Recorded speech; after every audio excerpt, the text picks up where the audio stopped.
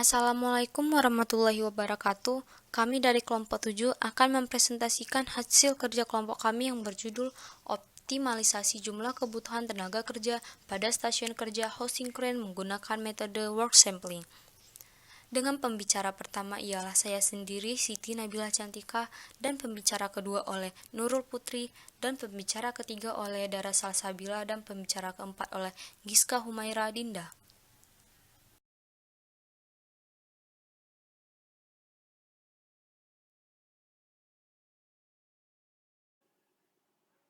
Manusia menjadi salah satu faktor utama dalam menjamin kelancaran proses produksi pada suatu perusahaan atau industri. Tujuan dari penelitian ini adalah untuk mengetahui persen produktif rata-rata operator sehingga dapat ditentukan waktu standar yang diperlukan operator dalam melakukan tugasnya, sehingga dapat ditentukan jumlah optimal kebutuhan tenaga kerja. Metode yang digunakan dalam penelitian ini adalah metode work sampling. Metode ini adalah suatu teknik kerja untuk menentukan sejumlah pengamatan terhadap aktivitas kerja dari mesin, proses, dan pekerja atau operator. Fokus penelitian ini dilakukan pada stasiun kerja Housing Crane karena pada stasiun ini terlihat para pekerja sering mengalami waktu menganggur. Berdasarkan hasil pengolahan data yang telah dilakukan, didapat bahwa persen produktif rata-rata pada masing-masing operator sebesar 92,37%. Waktu standar yang dibutuhkan untuk sekali menuangkan lori ke mesin hopper thresher sejumlah 5,27 menit per lori. Dan jumlah kebutuhan tenaga kerja yang sebenarnya dibutuhkan pada stasiun Housing Crane tersebut adalah sebanyak 4 orang. Pengukuran waktu kerja adalah usaha untuk menentukan lama kerja yang dibutuhkan seorang operator terlatih dan berkualitas dalam menyelesaikan suatu pekerjaan yang spesifik pada tingkat kecepatan kerja normal dalam lingkungan kerja terbaik saat itu. Penelitian kerja dan analisa metode kerja pada dasarnya memfokuskan pada bagaimana suatu pekerjaan akan diselesaikan, dengan berpedoman pada prinsip dan teknik pengaturan cara kerja yang optimal dalam sistem kerja tersebut. Akan diperoleh alternatif metode pelaksanaan kerja yang dianggap dapat memberikan hasil yang efektif dan efisien. Suatu pekerjaan dikatakan diselesaikan secara efisien apabila waktu pengerjaannya berlangsung paling singkat. Metode dari waktu kerja sendiri terdiri atas pengukuran kerja secara langsung dan tidak langsung, di mana jika dilakukan secara langsung memiliki komponen jam henti dan sampling kerja atau work sampling, sedangkan jika dilakukan secara tidak langsung membutuhkan adanya studi gerakan. Work sampling untuk menghitung allowance, waktu tunggu, dan waktu standar. Work sampling adalah suatu teknik untuk mengadakan sejumlah besar pengamatan terhadap aktivitas kerja dari mesin, proses, atau operator. Setiap pekerjaan haruslah diberi kelonggaran waktu untuk keperluan yang bersifat pribadi. Ada dua hal yang perlu diperhatikan untuk memberikan allowance, yaitu sifat dari kegiatan dan kewajaran. Dalam metode work sampling, allowance merupakan suatu yang harus ditetapkan terlebih dahulu dengan cara membakukan metode kerja yang digunakan. Dengan mengetahui waktu-waktu menganggur, maka tujuan utama dari aktivitas ini adalah berusaha menekan aktivitas yang diklasifikasikan sebagai kegiatan non-produktif sampai persentase yang terkecil. Hal ini bisa dilaksanakan dengan memperbaiki metode kerja, alokasi pembebanan mesin atau manusia secara tepat, dan lain-lain.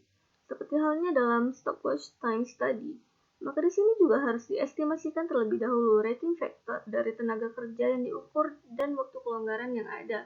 Rumus menghitung waktu baku yaitu waktu normal harus ditemukan terlebih dahulu dengan cara menghitung total waktu dikali persentase sibuk dikali rating factor, dan semua itu dibagi dengan jumlah produk yang dihasilkan. Lalu jika telah menemukan waktu normal dikalikan dengan 100 dibagi dengan 100 kurang kelonggaran, 100% dikurang kelonggaran alias allowance, dan itu semua dikalikan dengan waktu normal sehingga mendapatkan waktu baku. Penghitungan jumlah tenaga kerja berdasarkan waktu standar. Waktu standar sangat diperlukan terutama untuk manpower planning. Waktu baku merupakan waktu yang diperlukan seorang pekerja untuk menyelesaikan pekerjaannya. Setelah waktu baku diketahui, maka akan dilanjutkan dengan penghitungan jam kerja produktif dan waktu total pengerjaan produk. Untuk menentukan kebutuhan jumlah tenaga kerja standar dapat dilakukan dengan menganalisa beban kerjanya. Beban kerja dapat dihitung dengan rumus Volume pekerjaan dibagi dengan waktu normal dikali 100%, dibagi lagi dengan 100% kurang allowance, dan dikali 1 dengan jumlah pekerja mesin yang dibutuhkan dengan rumus total waktu pekerjaan produksi dibagi 60. Kemudian dikalikan dengan jumlah produk per periode kerja dibagi dengan jam operasi mesin dikalikan dengan faktor efisiensi kerja. Dengan faktor efisiensi kerja disebabkan oleh setup, breakdown, repair, atau hal lain yang menyebabkan idle. Metode penelitian. Pada tahapan ini akan dijabarkan langkah-langkah yang dilakukan untuk menyelesaikan permasalahan jumlah kebutuhan operator yang optimal. Berdasarkan sifatnya, penelitian ini merupakan penelitian deskriptif, survei, dan analisa kuantitatif. Tujuannya adalah untuk menggambarkan keadaan secara objektif yang digunakan untuk memecahkan permasalahan yang sedang dihadapi.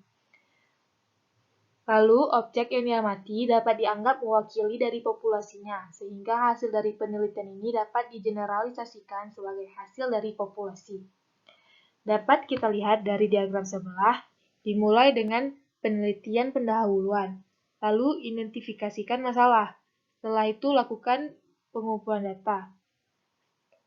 Setelah pengumpulan data, dapat dilakukannya pengolahan data. Setelah itu, uji kecukupan. Setelah data cukup, diuji keseragaman data. Lalu, setelah data seragam, dapat dibuang data ekstrim. Lalu dilakukannya perhitungan waktu siklus, waktu normal, dan waktu baku. Setelah itu, perhitungan jumlah kebutuhan operator. Dan dilakukannya analisis data. Dan terakhir, kesimpulan dan saran.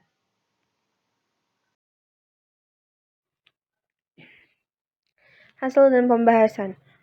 Penentuan jadwal pengamatan bertujuan untuk menetapkan waktu pengamatan pada suatu waktu mengenai kegiatan apa aja yang harus dilakukan operator pada selang waktu tersebut.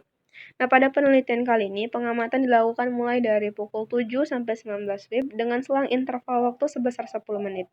Dan didapatkan 72 bilangan acak yang harus dibangkitkan untuk melihat kapan aja harus melakukan pengamatan. Nah, pengamatan dilakukan pada stasiun kerja hoisting crane dengan mengamati 3 orang operator. Setelah dihitung, dapatlah produktivitasnya. Operator pertama, produktivitasnya 93,7%, operator kedua 90,9%, operator 3 92,5%. Nah, setelah dapat nih pengukuran presentasi tingkat produktivitas kerja, maka pengolahan data dapat dilanjutkan pada uji tingkat keseragaman data dan uji kecukupan data. Data yang diolah itu harus memiliki tingkat kepercayaan sebesar 95% dan tingkat ketelitian 5%. Nah, pengolahan data kita tadi tidak ditemukan adanya data yang out of control. Jadi data memenuhi syarat. Jadi dapat dilanjutkan dihitung waktu standar masing-masing pekerja sebagai acuan untuk menentukan jumlah tenaga kerja yang dibutuhkan.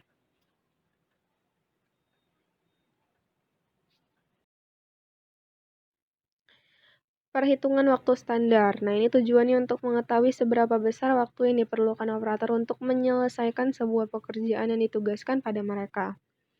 Nah, kita lihat dari operator pertama.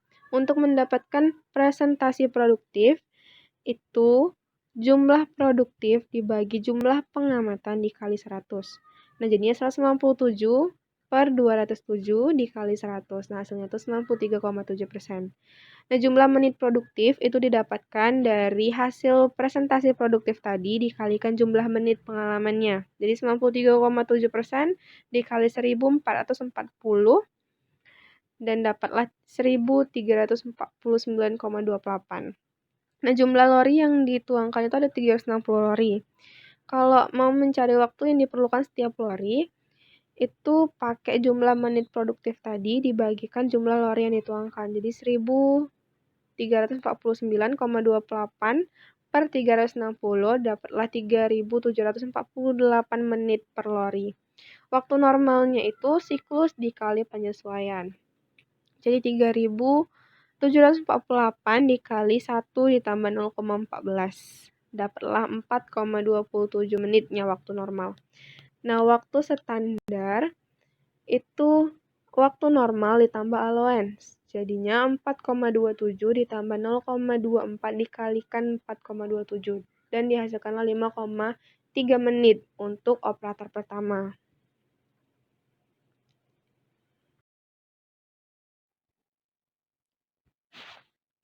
Operator kedua langkah-langkahnya nggak jauh beda dari yang tadi, sama. Presentasi produktifnya itu 210 per 231 dikali 100 sama dengan 90,9%. Nah, jumlah menit produktifnya, tadi presentasi produktifnya dikali sama jumlah menit. Hasilnya tuh 1308,96. Nah, jumlah lorinya masih sama, 360 lori.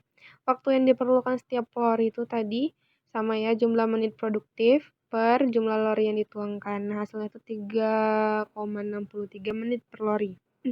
Waktu normalnya 3,63 dikali 1 ditambah 0,1, hasilnya 4 menit. Waktu standarnya itu waktu normal ditambah low end sama yang tadi.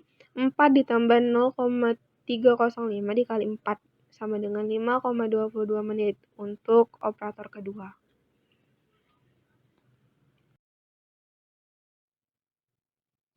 Operator ketiga juga langkahnya sama yang tadi, cuman beda datanya aja. Presentasi produktifnya dapatnya 92,5%, jumlah menit produktifnya 1.332, jumlah lori yang dituangkan sama 360 lori, waktu yang diperlukan itu dapatnya 3,7 menit per lori, waktu normalnya 4,07 menit, waktu standarnya 5,3 menit untuk operator ketiga.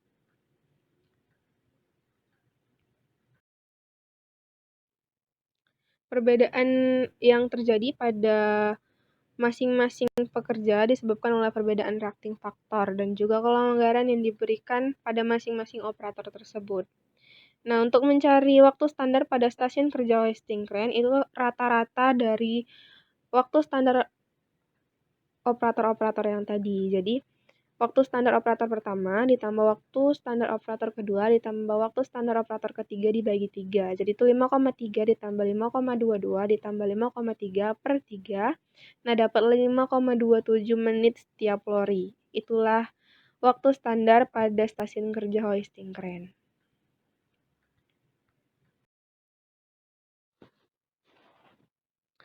Analisis beban kerja. Setelah tadi dapat waktu standar, berikutnya adalah menentukan berapa jumlah optimum dari tenaga kerja yang dibutuhkan pada stasiun kerja tersebut. Pada operator pertama, rumusnya adalah waktu standar per 60 dikali jumlah produk yang harus diproduksi per periode kerja per jam operasi kerja mesin dikali faktor efisiensi kerja. Nah, dapatlah 53 per 60 dikali 131.400 per 8.760 dikali 0,8. Hasilnya nanti dapatnya 2 orang yang dibutuhkan pada stasiun kerja itu. Nah, di operator kedua, itu didapatkan dari waktu yang diperlukan setiap lori per waktu standar. Nah, 3,636 per 5,22 dikali 1, nanti hasilnya juga dapatnya 2 orang yang diperlukan. Operator ketiga juga masih sama, 3,7 menit per lori per 5,3 menit per lori dikali 1. Hasilnya juga dibutuhkan 2 orang di operator 3. Kesimpulan yang dapat diambil dari semua hasil penelitian ini adalah bahwa persen produktif rata-rata seluruh operator adalah sebesar 92,37%. Waktu standar yang dibutuhkan untuk sekali penuangan lori ke mesin hopper restart sebesar 5,27% menit per lori. Sedangkan untuk jumlah kebutuhan tenaga kerja yang awalnya berjumlah 6 orang berkurang menjadi 4 orang, dengan rincian 2 orang yang menjadi operator mesin crane, 1 orang sebagai pengarah lori menuju lintasan crane, dan 1 orang sisanya bertugas mengarahkan lori yang telah kosong menuju jalur kepulangannya.